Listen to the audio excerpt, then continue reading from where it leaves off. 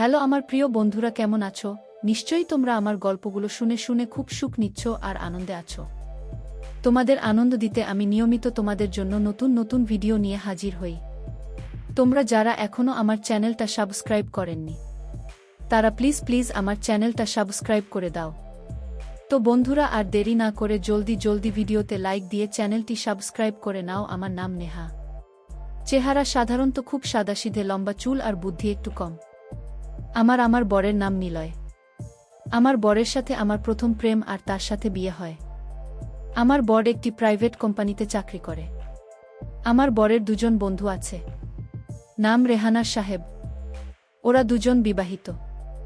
আমার বর এর আগে ওদের বিয়ে হয়েছে। এবার আমার বর সম্পর্কে তোমাদের কিছু বলি। রেহান সাহেদার আমার বোনের বন্ধুত্ব কলেজ লাইফ থেকে।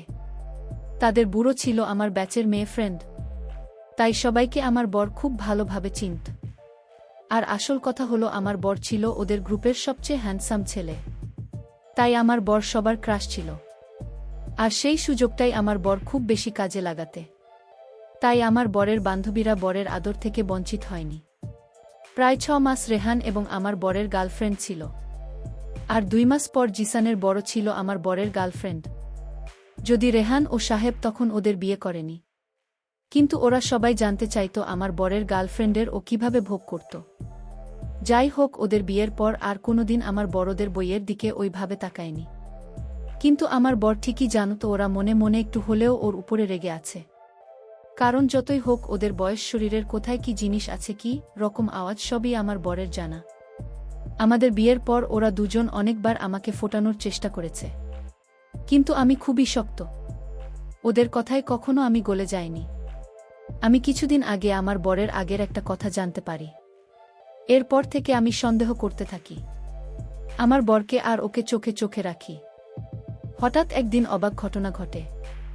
আমার বর তার কোম্পানির একটা রিসার্চের জন্য ওদের 3 জনের শহরের বাইরে একটি গ্রামে যেতে হয়েছিল। এই গ্রামে 3 দিন থাকার কথা ছিল তাদের। স্বভাবতই আমার বর আমাকে বলে গ্রামে চলে গেল। ওদের একটা ছোট্ট বাংলোতে থাকার ব্যবস্থা হলো। আমি তো কিছুক্ষণ বাদে বাদে ফোন করে ওর সাথে কথা বলতাম, কিন্তু আমি বাড়িতে থাকতে পারছিলাম না। আমার ভিতরে একটা ভয় কাজ করছিল, যদি অন্য কারো সাথে আনন্দে মেতে ওঠে, তাই আমি ওকে কিছু না বলে ওরা যে গ্রামে ছিল সেখানে চলে আসি। সারাদিন কাজ করে বিকেলের দিকে ওরা একটু ঘুরতে বের হলো। সন্ধ্যার দিকে বাংলোতে ফিরে এসেও তো অবাক হয়ে আমার দিকে তাকিয়ে আছে। দেখে আমি দাঁড়িয়ে আছি, কিন্তু আমি এখানে কি করে আসলাম, এখানে আসার কারণ কি, এই জায়গার খবরই বা কে দিল আমাকে? এসব প্রশ্ন ওর মনে বাসা বাঁধল। পরে আমার চোখ মুখ দেখে বুঝতে পারল আমি ওকে সন্দেহ করে এখানে এসেছি। আমি এখানে কেন এসেছি এটা আমার বর আমাকে জিজ্ঞাসা করল, কিন্তু আমি কোনো কিছুই বললাম না। শুধু বললাম আমি এখানে থাকব তোমাদের সাথে। আর এদিকে সমস্যা হলো যে আমি থাকব কোথায়, কারণ ছোট্ট ঘরে একটা খাট আর ওরা 3 জন ছেলে। ঠিক হলো আমার বর আর আমি খাটের উপরে ঘুমাবার, ওরা দুজনে নিচে ঘুমাবে। তখন আরও একটা সমস্যা দেখা দিল, আর তা হলো আমি তাড়াহুড়ো করতে জামাকাপড় কিছুই আনেনি। তাই আমার বর একটা জামা, একটা হাফ প্যান্ট পরলাম। আমাকে প্যান্ট পরে খুবই সুন্দর লাগছিল। বিশেষ করে আমার পরিষ্কার পা দুইটা জান সারা ঘর আলোকিত করে দিয়েছিল। আমার বরের বন্ধুরা তো ওদের চোখ দিয়ে আমাকে গিলে খাচ্ছিল। মন ভরে ওরা আমাকে দেখতে লাগল। তার কিছুক্ষণ পরে ওরা সবাই বিদেশি পানির বোতল নিয়ে আসলো। 3 জনের ছোট ছোট করে খেতে লাগল। নেশা তেমন কিছুই হলো না। আমি রেহানার সাহেবের মুখের দিকে তাকিয়ে দেখলাম ওরা আমার দিকে অন্যরকম দৃষ্টিতে তাকিয়ে আছে। আমার ভেতর অন্যরকম অনুভূতি খেলে গেল। আর মনে মনে ভাবলাম, ওরা যদি আমাকে একসাথে ভোগ করতে চায় তখন আমি কি করব? বন্ধুরা, তোমরাই বলো, তখন কি আমাদের ডাকে সাড়া দেওয়া উচিত? হ্যাঁ, আমি মনে মনে ঠিক করে নিয়েছি, ওরা যদি আমাকে নিয়ে আনন্দে মেতে উঠতে চায় তাহলে আমি ওদের সাথে নিজের ইচ্ছে পূরণ করব। ওরা দুজনে আমাকে নিয়ে অনেক হাসি ঠাট্টা করতে লাগল। এক সময় কথাটা মডার্ন মেয়ে, তখন রেহান আমাকে ইঙ্গিত করে বলল, ভাবি তুমি কিন্তু এতদিন শহরে থেকেও মডার্ন মেয়ে হতে পারলেন না। আমি বললাম, কেন? আমার কোনো দিকে মনোভাব নেই। আমার পা থেকে মাথা অবধি ভালো করে দেখে নিয়ে তারপর বলল, দেখো ভাবি, আজকে যদি তুমি মডার্ন হতে, তবে এই জামাটা শুধু পরতে, নিচে প্যান্ট পরে কোনো দরকার ছিল না। তোমাকে দেখতে আরও বেশি ভালো লাগত, আর তুমি নিজেকে মডার্ন বলতে পারতে।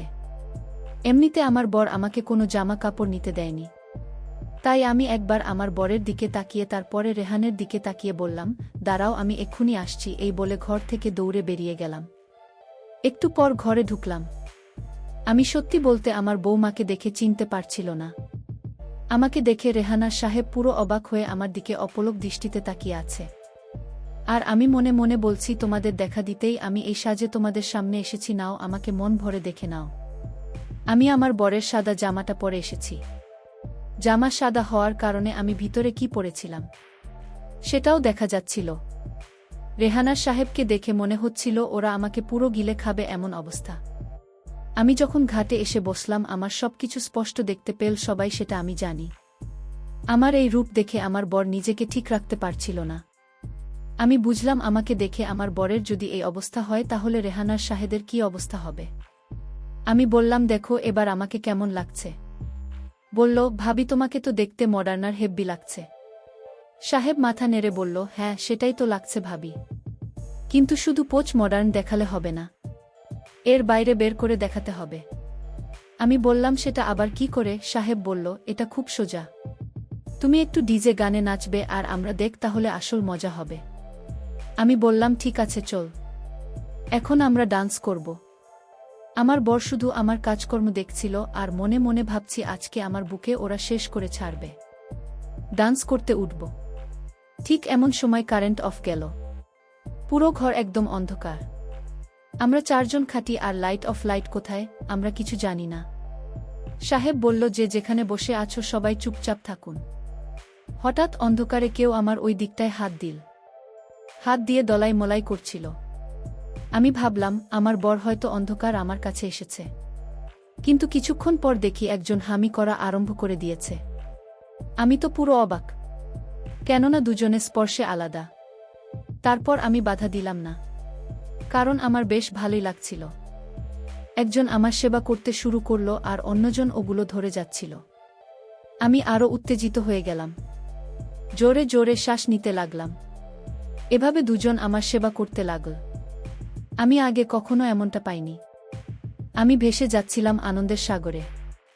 বন্ধুরা, ভিডিও মাঝখানে একটা কথা বলতে চাই। আমি তোমাদের আনন্দ দেওয়ার জন্য খুব কষ্ট করে ভিডিও বানাই, তাই তোমাদের কাছে অনুরোধ থাকবে অবশ্যই এই ভিডিওটি দেখে একটি লাইক করবে এবং চ্যানেলটি সাবস্ক্রাইব করে পাশে থাকবে। এভাবে বেশ কিছুক্ষণ কেটে গেল। হঠাৎ করে চলে আসলো আর যা দেখলাম তাতে পুরো অবাক। দেখি আমার বর খাটের একপাশে চুপচাপ বসে আছে। রেহানা সাহেব তখন আমার সেবা করে যাচ্ছে।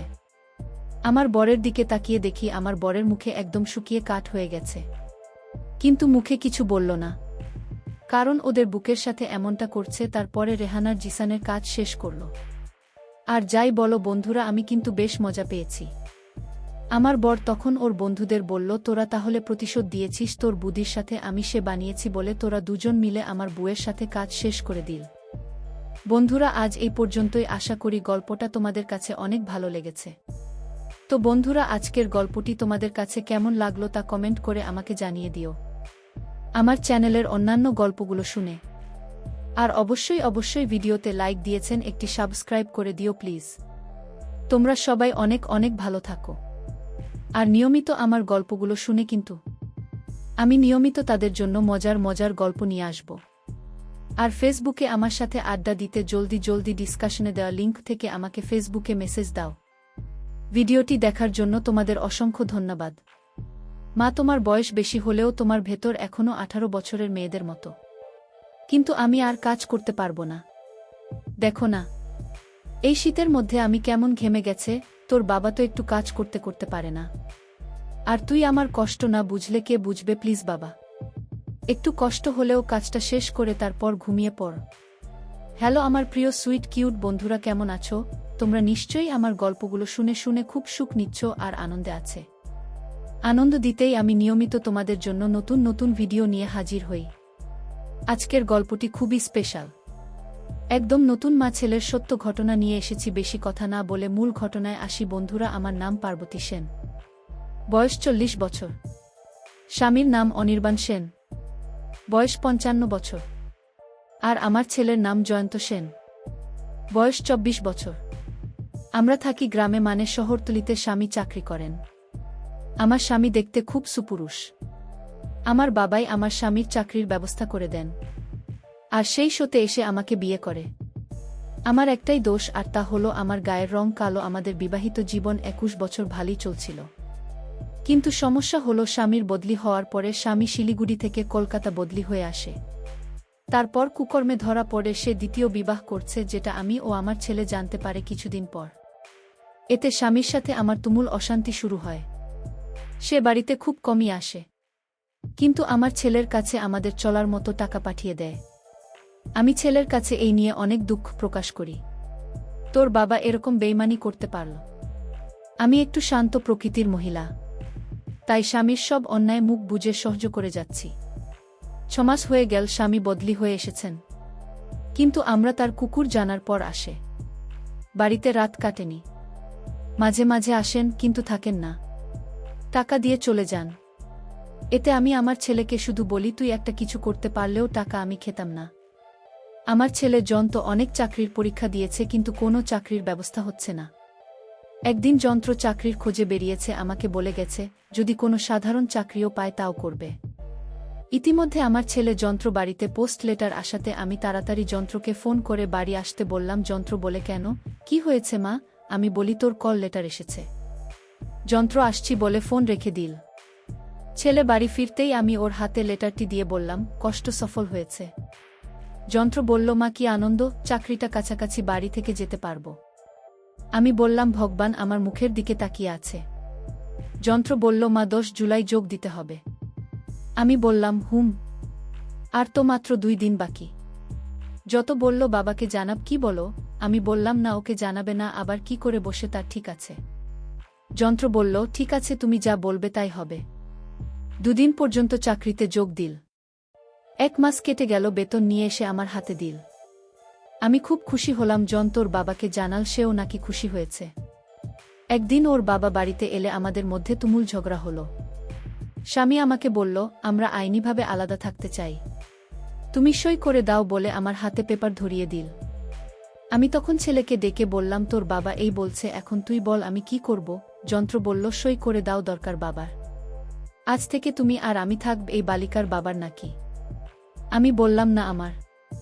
তোর দাদু করে দিয়েছে আমার নামে। যন্ত্র বলল, ঠিক আছে, সব দিয়ে দাও। আমি সাথে সাথে সই করে দিলাম।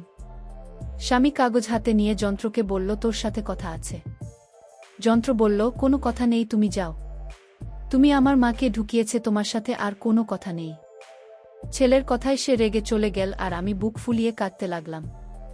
যন্ত্র আমাকে সান্ত্বনা দিয়ে বলল, চিন্তা করছো কেন, আমি তো আছি।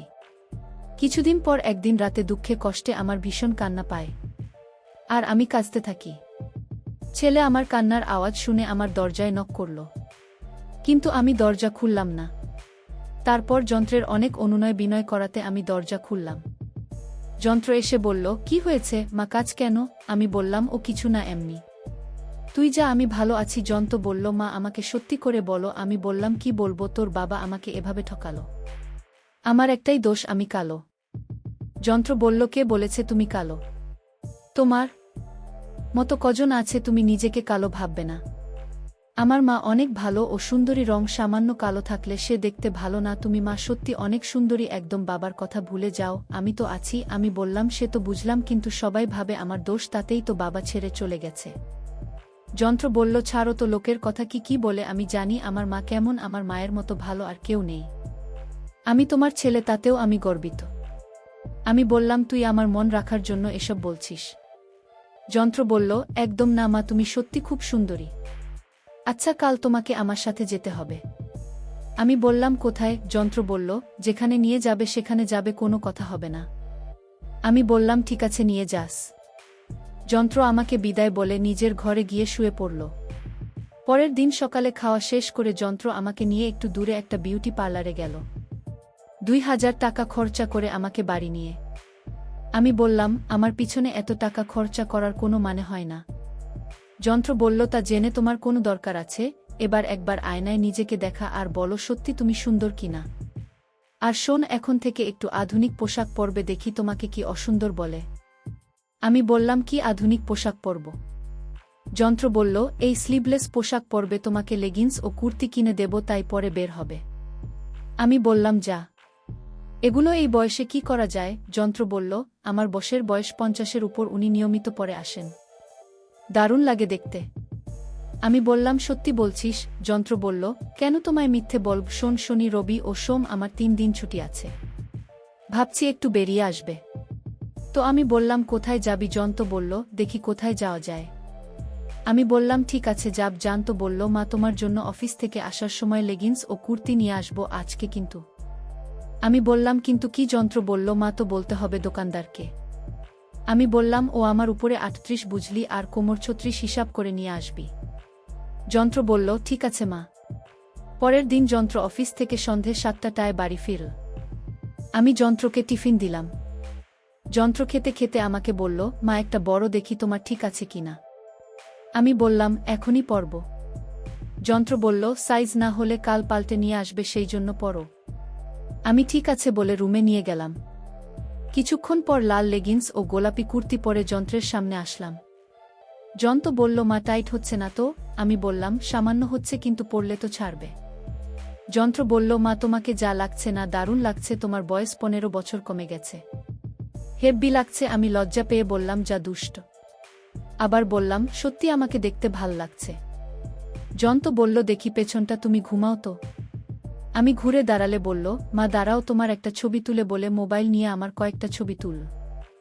এরপর আমাকে দেখাল আমার সামনে সাইড পিছন থেকে তোলা ছবি এবং বলল, এবার সত্যি করে বলো আমার মা সুন্দরী কিনা। আমি বললাম, তোর ভালো লাগছে তো? যন্ত্র বলল, সেটা মাকে কি করে বোঝায় কত ভালো লাগছে। আবার বলল, এটা পাল্টে ওটা পরে আসো। আমি ঠিক আছে বলে চলে গেলাম। আবার কিছুক্ষণ পরে সেগুলো পরে যন্ত্রের সামনে আসলাম। যন্ত্র বলল, বাহ, এটাই তো আরো দারুণ লাগছে।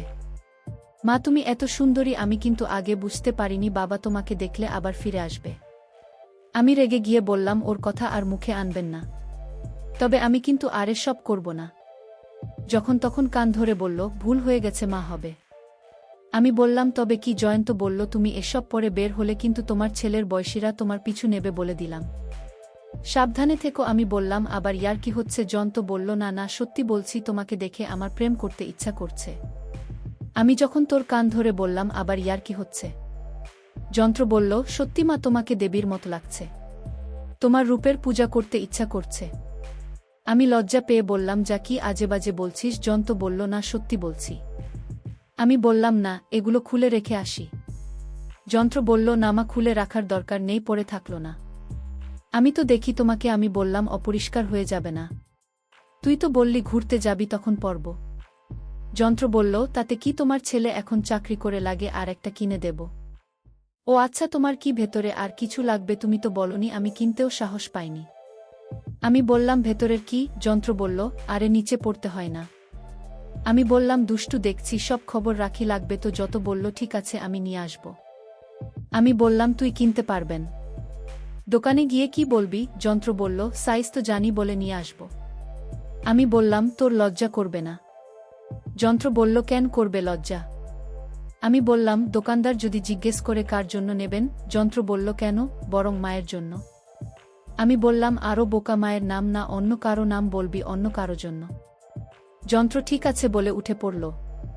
পরের দিন যন্ত্র অফিস থেকে ফিরে সেগুলো কিনে এনে বাড়ি এসে আমার হাতে দিল আর বলল, পরে দেখো তো। আমি ঠিক আছে বলে সেগুলো নিয়ে একটু পরে শাড়ি পরা অবস্থায়ও সামনে এসে বললাম, কি সাইজ এনেছিস? যন্ত্র বলল, কেন? আমি বললাম, টাইট হয়ে যাচ্ছে, আমি হুক লাগাতে পারছি না। যন্ত্র বলল, তবে কি করবে? কাল পাল্টে নিয়ে আসব। আমি বললাম, তুই একটু হুকটা লাগিয়েছে বলে পিঠ খুলে দিলাম। আর যন্ত্র ধরে আমার হুক লাগিয়ে দিল। কিন্তু ভীষণ টাইট অনুভব করলাম, তাই নিজের দিকে তাকিয়ে বললাম, পাল্টাতে হবে, এর চেয়ে বড় আনবি।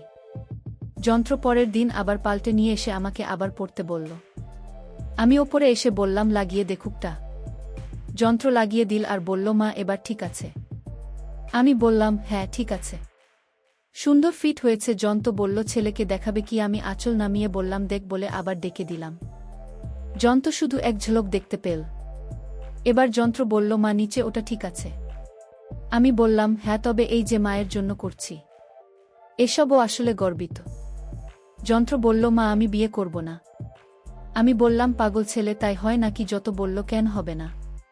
আমি না করলে কি করবে আমার? তারপর আমি ঘরে গিয়ে নাইটি পরে এলাম এবং বললাম, কোথায় যাবি বললি না তো? জন্ত বলল, চলো কাল সারা দিনের জন্য কলকাতা ঘুরব। তুমি নিকোপার্ক বিক্রিয়া জাদুঘর গেছ? আমি বললাম, না, কোথায় আর গেলাম, আর কবে গেলাম? জন্ত বলল, সারাদিনের জন্য যাব, আর রাতের খাবার খেয়ে আসব। আমি বললাম, ঠিক আছে, শনিবার যাব, কাল বাদ পরশু কেমন? যন্ত্র বলল, ঠিক আছে, তাই হবে। শনিবার আমরা দুজনে, মা আর ছেলে, রেডি হতে লাগলাম। যন্ত্র জিন্স আর টি শার্ট পরল। আমি ওকে বললাম, আমি কোনটা পরব? যন্ত্র বলল, লাল নীল জিন্স আর হলুদ কুর্তি। আমিও তাই করলাম। আমরা মা ছেলে বেরিয়ে 9:30টায় জাদুঘরে পৌঁছলাম। টিকিট কেটে ভেতরে ঢুকলাম। ঘণ্টাখানেক ভিতরে ঘুরে দেখলাম। তারপর বেরিয়ে রেস্টুরেন্টে ঢুকে খাওয়া দাওয়া করে ট্যাক্সি নিয়ে পার্কের দিকে গেলাম। সেখানে সব জোড়া জোড়া বসে আছে। যন্ত্র আমাকে বলল, মা, এখানে একটু বসবে? আমি বললাম, হ্যাঁ, চল একটু বসি। আমরা পুকুরের পাড়ে চলে গেলাম। সেখানে একটা ফাঁকা বেঞ্চ পেলাম। সেখানে গিয়ে বসলাম। সব বেঞ্চের যা হচ্ছে তা বলে বোঝাতে পারব না। সবকিছু ওপেন ভাবে ধরাধরি হচ্ছে। আমি একটু লজ্জা পেলাম। আর এদিক ওদিক দেখছি। আবার যন্ত্র দিকে তাকাচ্ছি, যখন তখন বলল, মা, এখান থেকে যাবে নাকি? আমি বললাম, কোথায় যাব? যন্ত্র বলল, ঠিক আছে, তাহলে বস। আমি বললাম, নিরিবিলি জায়গা কিন্তু। যন্ত্র বলল, কিন্তু কি? আমি বললাম, না, এই যা হচ্ছে তাই বলছি। যন্ত্র বলল, কি হচ্ছে? আমি বললাম, দেখতে পাচ্ছিস না কি হচ্ছে? যন্ত্র বলল, ওদের কাজ ওরা করেছে। আমাদের কি? আমি বললাম, সে ঠিক আছে, দেখো ওই দিকে কোনো এক বয়স্ক মহিলা আর একটা ছোট ছেলে কি করছে, এটা ঠিক না। যন্ত্র বলল, বাদ দাও তো, ওদের মধ্যে কি সম্পর্ক আমরা জানি নাকি? আমি বললাম, বয়সের একটা সামঞ্জস্য আছে তো। যন্ত্র বলল, ভালোবাসা করতে বয়স লাগে না, মনের মিল হলেই হলো। আমি বললাম, তা ঠিক বলেছিস। যন্ত্র বলল, চলো একটু হাঁটি, ওই ঝোপের পাশ দিয়ে কি সুন্দর ছোট গাছ। আমি বললাম, যাবি? চল তাহলে। আমরা পাশে ঝোপের দিকে যেতে যা দেখলাম তাতে মাথা ঘুরে গেল। এখানে এসব হয়? ছেলের সামনে আমার লজ্জা লাগল। দেখি ওই রকম বয়স্ক মহিলা একটা ছেলের সাথে ওপেনে খেলছে। আমরা ওদের পেরিয়ে যাওয়ার পর যন্ত্র বলল, কি হচ্ছে সব, মা? আমরা কি বেরিয়ে যাব? আমি বললাম, যাব। তবে এখন আর কোথায় যাব? যন্ত্র বলল, অন্য পার্কে। আমি বললাম, ওখানেও এরকম হবে না। তার কি কোনো মানে আছে? যন্ত্র বলল, সেটা অবশ্য ঠিক বলেছ। তবে কি আর করি, চলো ঘুরে, বলে জানত আমার হাত ধরে হাঁটতে লাগল। প্রায় প্রতিটা ঝোপের মাঝে ওপেন চলছে। আমি দেখছি জানত দেখছে, আমার হাত ঘামছে, তা দেখে জানত বলল, মা, কি হলো, এত ঘামছে কেন? আমি বললাম, যা গরম, ঘেমে উপায় আছে। যন্ত্র বলল, তোমার প্রায় সব জায়গায় ভিজে গেছে। তোমার কি শরীর খারাপ লাগছে? আমি বললাম, না, এমনি গরম তাই। যত বলল, তাহলে এক জায়গায় বসি। আমি বললাম, না, বসতে হবে না, বাড়ি চল, ট্যাক্সি ধর। যন্ত্র বলল, ঠিক আছে, তো দুপুরের খাবার? আমি বললাম, বাড়ির কাছ থেকে বিরিয়ানি নিলে হবে। যন্ত্র ঠিক আছে বলে সোজা বেরিয়ে ট্যাক্সি ধরে বাড়ির উদ্দেশ্যে রওনা দিলাম। আমি চুপটি করে বসে রইলাম, কোনো কথা বললাম। প্রায় 1 ঘন্টা লাগল আমাদের বাড়ি আসতে। আমি চেঞ্জ করে নিলাম। যন্ত্র আমাকে বলল, মা, তুমি কি আমার উপর রাগ করেছ? কোনো কথা বলছো না যে? আমি বললাম, না রে, কেন রাগ করব? আমার আসলে ভালো লাগছিল না, বলে হু হু করে কেঁদে উঠলাম। যন্ত্র বলল, মা, কি হলো, কাঁদছো কেন? আমি বললাম, ওখানে তোর সাথে না গিয়ে আমার যাওয়া উচিত ছিল। বাবার সাথে তোর বাবা মাকে ছেড়ে অন্যকে নিয়ে ফুর্তি করছে। কিছু না বাবা, তুই আমার লক্ষ্মী ছেলে, তোর উপর রাগ করতে পারি? তুই আমাকে খুশি রাখার জন্য অনেক চেষ্টা করছিস। যন্ত্র বলল, মা, তোমাকে বলছি না বাবাকে ভুলে যেতে, উনার কথা মাথায় আনবেন না। আমি বলেছি তো, বাবার অভাব আমি পূরণ করব। তোমার যখন যা লাগবে আমাকে বলবে, আর তুমি বাবার কথা ভেবে মন খারাপ করছো, এটা ঠিক না মা। আমি একটু হেসে বললাম, আমার ভুল হয়ে গেছে খোকা, মাফ করে দে। যন্ত্র বলল, ঠিক আছে, ঠিক আছে। ভেবেছিলাম কিছু কেনাকাটা করব, তা আর হলো না। আমি বললাম, কি আবার কেনাকাটা করবি? যন্ত্র বলল, তোমার জন্য শাড়ি ও গয়না কিনব ভেবেছিলাম। আমি বললাম, কি করে না? যন্ত্র বলল, একটা নেকলেস। আমি বললাম, সত্যি বলছিস? যন্ত্র বলল, তবে কি নিচ্ছে? তুমি মুখ গোমরা করে চলে এলে। আমি বললাম, সন্ধ্যের পর আবার চলো। যন্ত্র বলল, যাবে তো? আমি বললাম, হ্যাঁ, যাব। দুজনে সন্ধ্যার পর গেলাম। পলাশচন্দ্র সব থেকে একটা নেকলেস নিলাম, ও আমাকে শাড়ি ও স্লিভলেস ব্লাউজ কিনে দিল। সব কিনে বাড়িতে এলাম 9:30টার সময়। সামান্য বৃষ্টি হচ্ছিল। আমি বললাম, আগে খেয়ে নিই। তারপর দেখা যাবে যন্ত্র খেতে খেতে বলল, আর বাবার কথা মনে করবে না তো? আমি বললাম, না, করব না। তোর বাবা আজ পর্যন্ত কোনোদিন একটা গহনা আমাকে দেয়নি। আমি খুব খুশি। খাওয়া শেষ হতেই যন্ত্র বলল, এবার একটু পরে দেখাও। আমি দেখাচ্ছি বলে সব হাতে নিয়ে বললাম, আমার ঘরে আয়, ওখানে বসে পড়ো। যন্ত্র বলল, দাঁড়াও, বাইরের সব বন্ধ করে দেয়, তুমি গিয়ে পড়তে শুরু করো। তার পর্যন্ত গেট বন্ধ করে আলো নিভিয়ে আমার ঘরে এল। আমি তখন ভিতরের কাপড় বসে আছি। যন্ত্র আসতেই বললাম, একটা লাগিয়ে দেয়। মোটা শরীর তো হাতে পাই না। যন্ত্র পেছন থেকে লাগিয়ে দিল, আর আমার কোমর পিঠে আলতো করে হাত বুলিয়ে নিন। তারপর শাড়িটা পরলাম, সব শেষ, নেকলেস পরলাম। তারপর আমি যন্ত্রের সামনে দাঁড়িয়ে কোনো কথা না বলে চোখ দিয়ে জল ছেড়ে দিলাম।